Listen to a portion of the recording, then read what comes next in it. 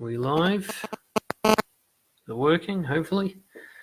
I'm going to be doing a Ask Dan Anything, or Ask Brojo Anything, I should say, question today that's been sent in through. Now, for those of you who are members, you can send your questions in and we'll answer them. If you go to brojo.org/ask, we can answer anything you want to send through, and we'll answer it usually like this, but keep you anonymous so other people can benefit, because usually you ask us questions that actually everybody has, so it helps to answer them here. So I've got a question today. It simply is how to overcome anxiety at work. There are always numerous things to do all at once.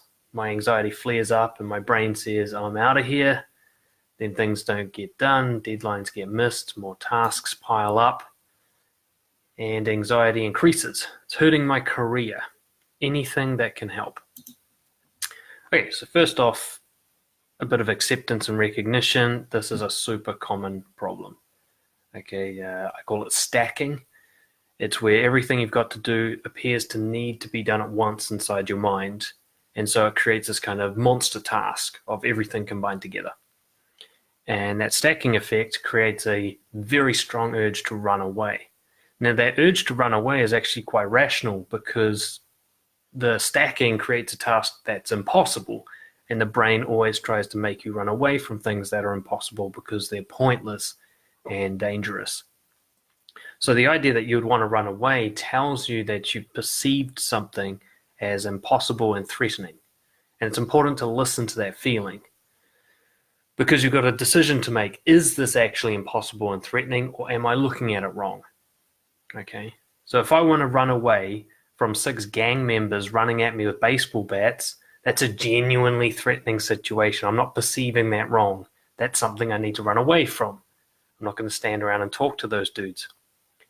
But running away from sitting at a desk in front of a computer with a bunch of tasks in my mind, but nothing bad actually measurably happening to me, that would be what you might call a false alarm.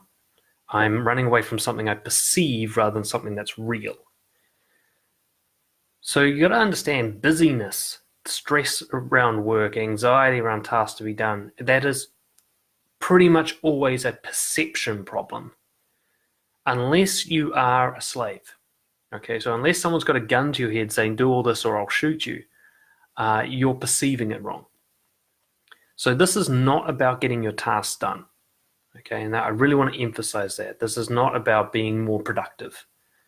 This is about changing your perception, because you not getting those tasks done is not going to kill you. All right, there's no gang member with a baseball bat waiting to see if you got your task list done. Okay, they're going to swing if it's not all done by 10:30 or whatever. That's all in your mind. The stacking is your problem. You've got a list of things to do, and you're deciding that they all need to be done at once and that they're all equally important. And that decision is your problem, because that is an inaccurate call. They're not all equally important, not by a long shot, and they don't all need to be done at once. Giving yourself permission to change that perception is the key here. And it's something you have to practice over and over and over again, because it's actually quite difficult to embody. I spent years working on this. I used to overwork so hard and burn myself out so hard, because I just look at my task list for the day, half of which I've added voluntarily. It wasn't even required of me. And then I'd say, this all needs to be done. And I'd just start plowing through it, building up anxiety as I went, because I was asking way too much of myself. Now, the key thing I think here is to check out, there's a few books on this, but I think The 4-Hour Workweek by Tim Ferriss is probably the best. But even just the 80-20 Pareto Principle, I can't remember who the author is, even just that book, the original 80-20 book. The 80-20 principle talks about productivity. And what it basically says is, if you take 100% of what you do, about 80% of it gets you about 20% of your outcomes. 80% of your efforts creates about 20% of your output. And vice versa, about 20% of your efforts creates a huge 80% of your output. So one way to look at it is, when you're working, if you have 10 tasks to do for the day, 2 of them have a huge impact on your work. 2 of them are really important to do. And the remaining 8 are basically worthless.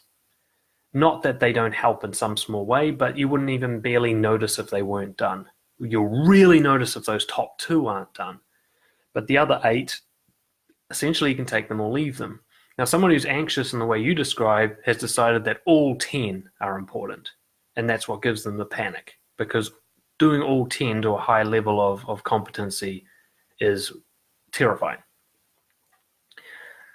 But doing the 2 and doing them well is what you're actually scared of. See, the stacking technique is a trick that fear plays on you. What it's trying to get you to do is either do nothing or do the 80% of easy kind of path of least resistance tasks to avoid the 20% of difficult, challenging, uncomfortable tasks.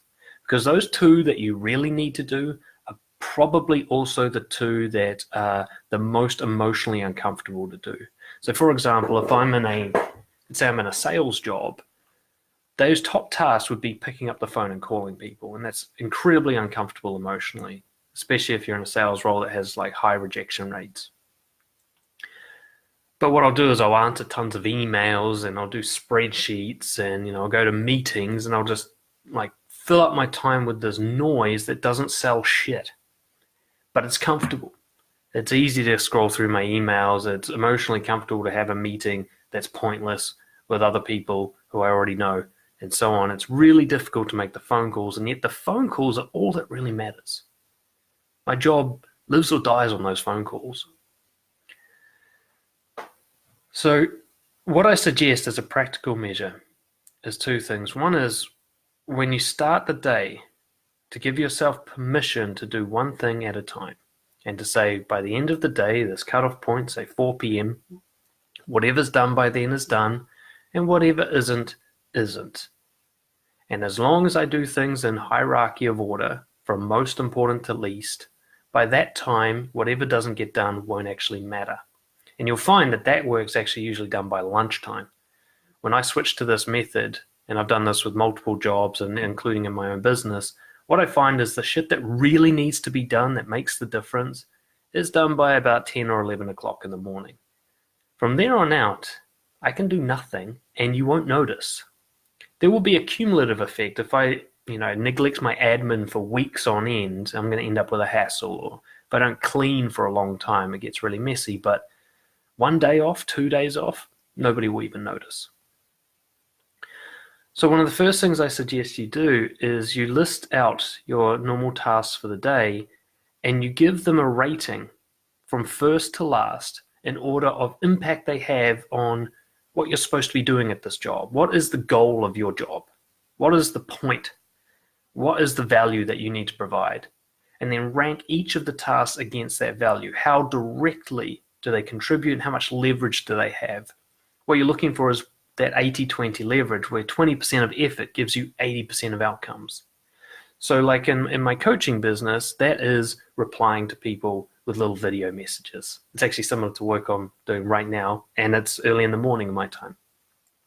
When I reach out to someone personally and try to help them the best I can, face-to-face or video-to-face, that's the most effective thing for growing my business. I could do that and then take the rest of the day off, and my business will go as strongly as if I worked 10 hours. Really. That's what matters, me reaching out to someone and helping them personally. So I do that first. Now, something like answering emails from people who want to feature a post on my blog does almost nothing for my business, and yet takes about the same amount of time. So that's a very low impact, low leverage activity.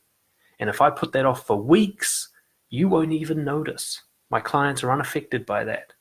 I could never do it, technically. Now, it helps to do it sometimes. It adds a little bit of flavor, but really my business could survive without it. One of the ways to figure out this list is to, once you write out every task you do, and I want you to include everything like taking a lunch break, scrolling through Facebook, going to the toilet, everything, and then of course all your work tasks. Ask yourself, if I was only allowed to work 2 hours a day, what would I have to do? 2 hours a day and I wasn't allowed to do any more. I have some serious injury. I've got a gun to my head. 2 hours is the max I'm allowed.